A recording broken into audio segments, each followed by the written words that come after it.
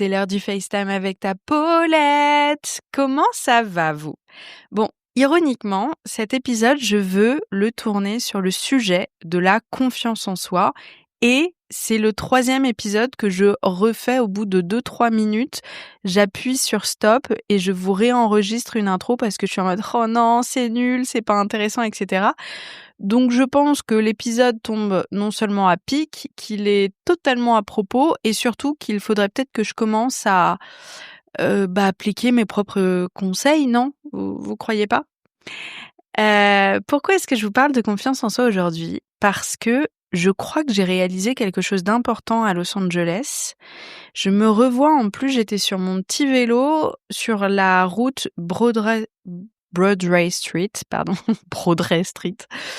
Et j'allais sur la plage de Santa Monica et j'ai eu cette idée hyper claire qui m'a popé dans la tête, que j'ai un petit peu étoffée durant ce petit parcours à vélo.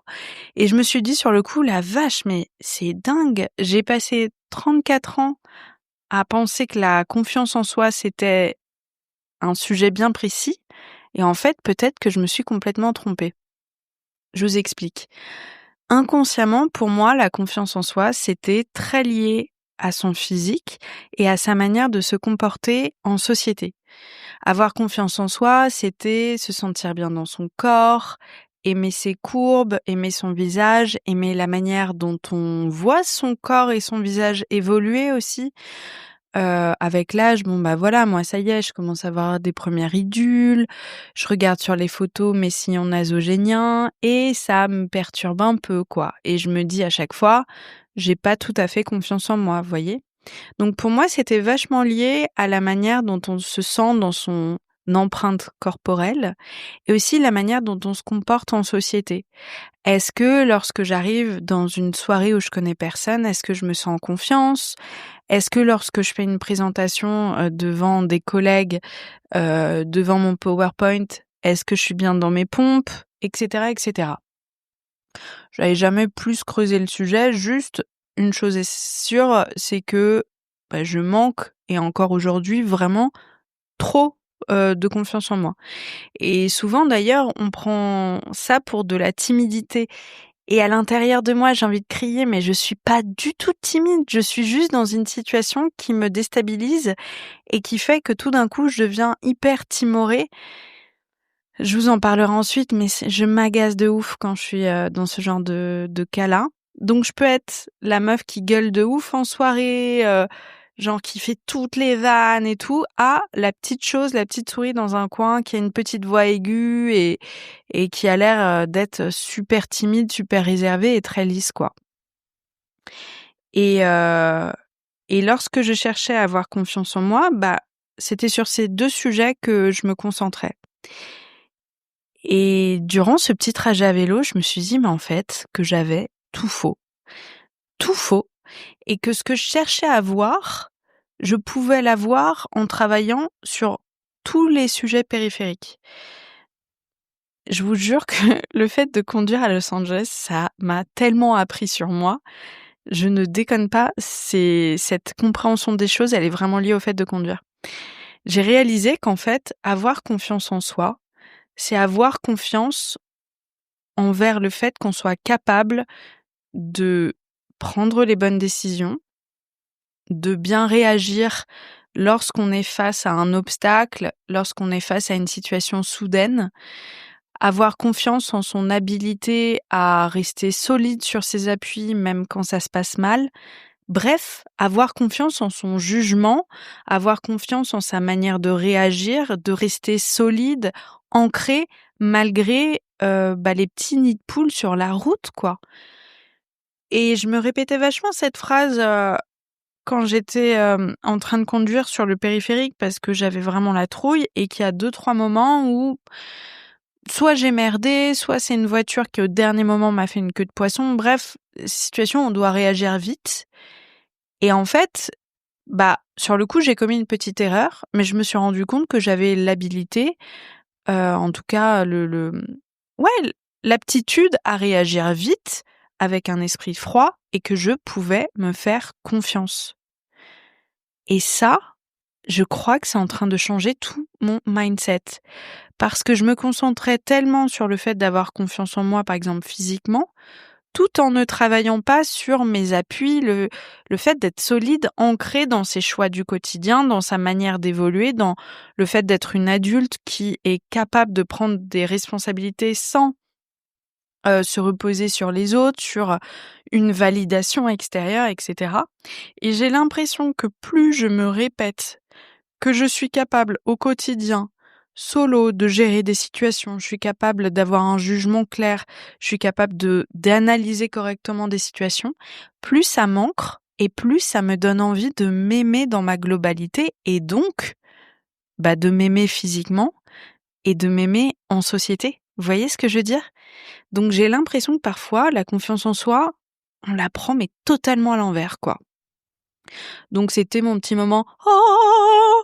aux États-Unis. Alors peut-être qu'il y en a qui vont écouter et faire «Bah ouais», sauf que si vous avez entendu mes épisodes sur ma relation à mon père, vous comprenez que moi je pars de -1000 en termes de confiance en soi et donc du coup, vraiment pour arriver au stade 0, c'est déjà une petite victoire, vous voyez? Bon, blague à part, je pense que très, très rares sont les personnes qui ont réellement et totalement confiance en elles, hem, autour de la vingtaine, trentaine. Je pense que c'est quelque chose qui vient plus tard et Dieu merci, c'est l'un des privilèges de l'âge.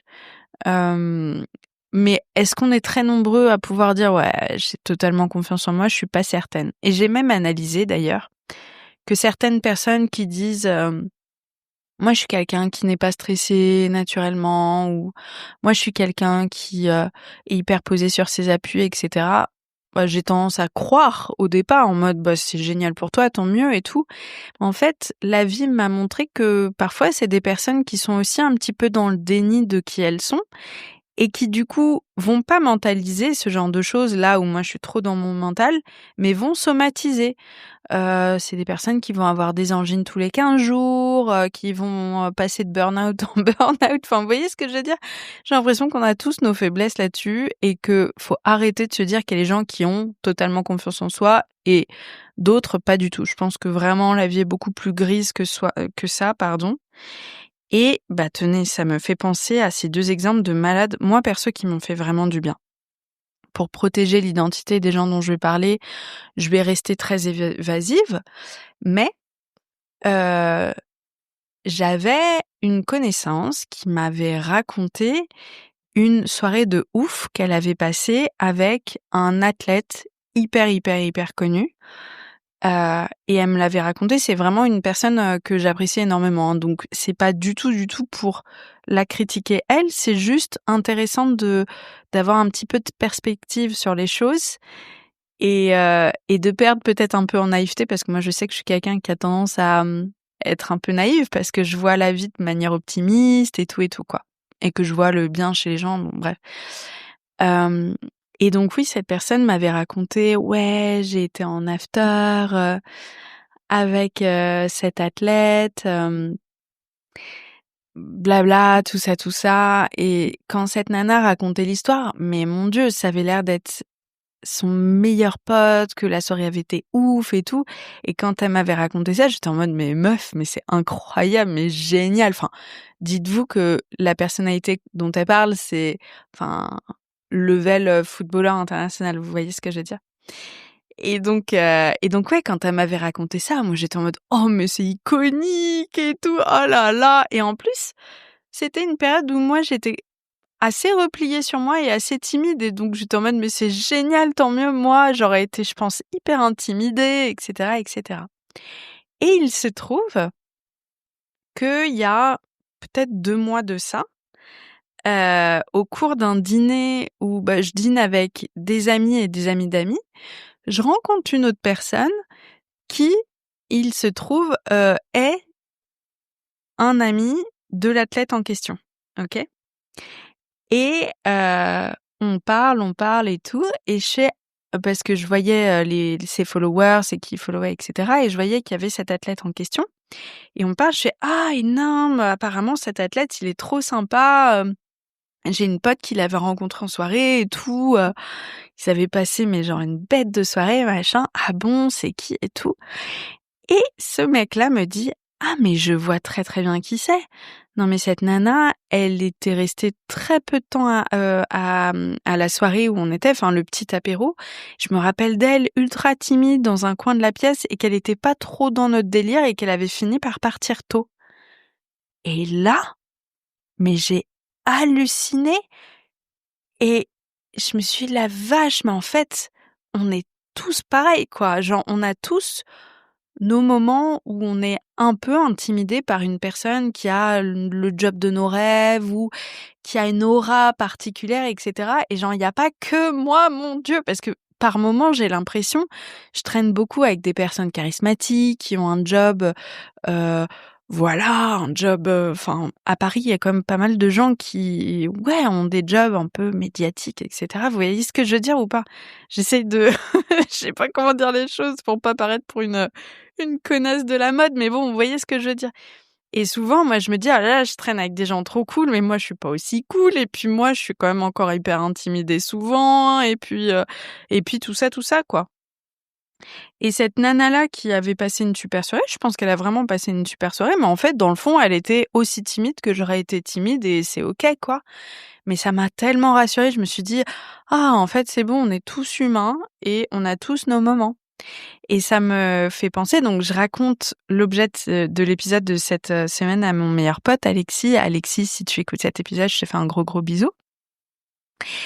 Et il me raconte, dans un taf, alors il y a des années, hein, il était stagiaire à l'époque.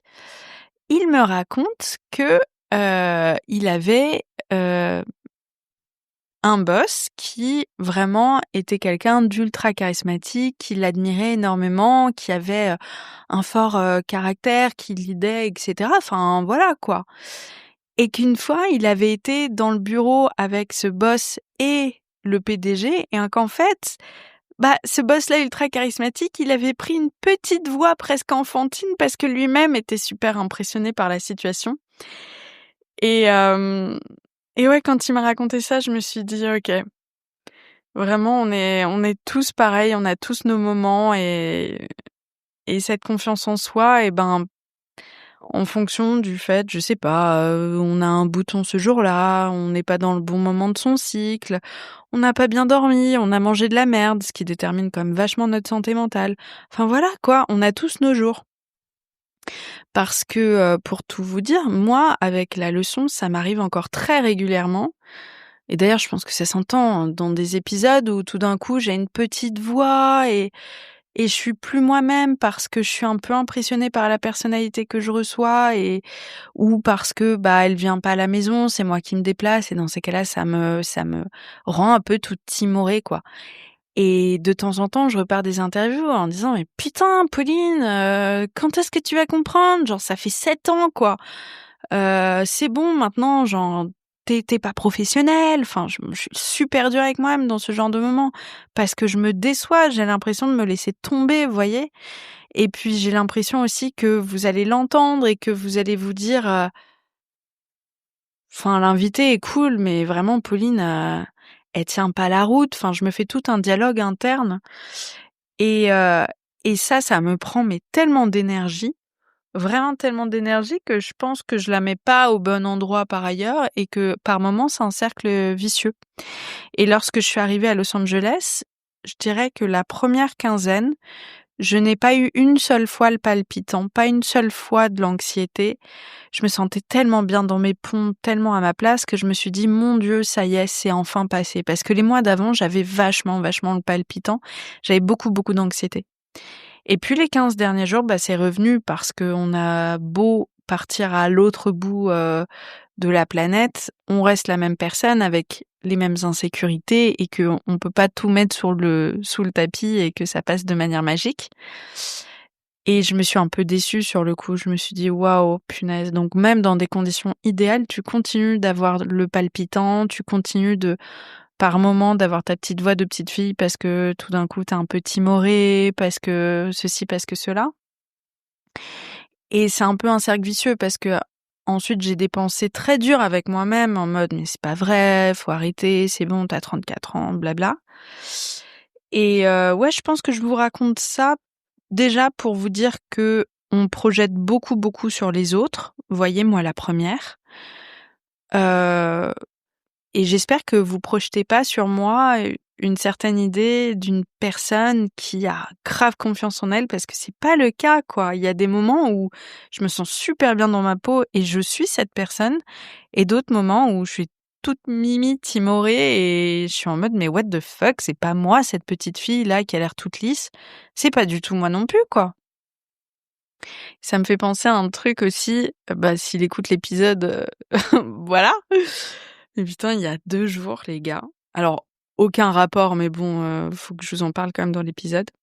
Je reçois un DM sur Insta d'un mec qui me screenshot un épisode de La Leçon en me disant mais tu rougis avec tous tes invités comme ça? Et le mec en question de cet épisode-là, je l'ai daté. Alors, j'ai fait qu'un date avec lui parce que, objectivement, le mec, au final, me plaisait pas tant que ça. Mais cet invité-là, je l'ai daté et je me suis dit: «Merde, la honte!» Donc ça veut dire que ça s'entend aussi quand je rougis parce que franchement, je le trouvais super beau et il me plaisait beaucoup, et j'essayais de garder mon professionnalisme et mon calme. Vous savez, quand les pommettes, elles remontent et qu'on se concentre de ouf pour garder une poker face, mais que apparemment ça s'entend dans la voix. Et quand j'ai vu vraiment son DM à ce mec qui me connaît ni d'Ève ni d'Adam, qui me screenshot la photo de l'épisode où clairement le gars, je suis totalement sous son charme, je me suis dit: «OK, donc non seulement ça s'entend quand je suis timide, mais ça s'entend quand le mec, je le trouve mignon». Anyway, évidemment, cet épisode, je ne vous dirai jamais qui c'est, hein. Ne comptez pas sur moi là-dessus. Vous savez très bien que je garde de ouf l'anonymat des mecs que je date, et cetera, et cetera, et vous ne saurez jamais la vérité. Que vous dire d'autre cette semaine? À part cette grande réflexion sur la confiance en soi. Alors, j'ai eu cette révélation, mais maintenant, évidemment, faut l'appliquer. Et ça, c'est c'est du travail. C'est du travail de longue haleine. Je pense que la solution à ce truc-là, honnêtement, c'est de se donner de l'amour de ouf et de comprendre que malgré ses imperfections, on mérite d'être aimé. Moi, je pense que tout part de là chez moi, et je pense qu'on est plus ou moins tous à avoir cette petite faille en nous. Donc voilà, je vais pas me concentrer sur le fait d'avoir confiance en moi, je vais me concentrer sur le fait de me donner de l'amour, pardon, et je pense que de ce travail-là va résulter plus de confiance en moi. Écoutez, je vous dirai s'il y a du mieux, s'il y a de l'amélioration. Voilà, c'est déjà pas mal, non, pour cet épisode de la semaine? Encore une fois, vous me dites si vous avez envie que j'aborde des thèmes en particulier, et ben vous me le dites sur Instagram.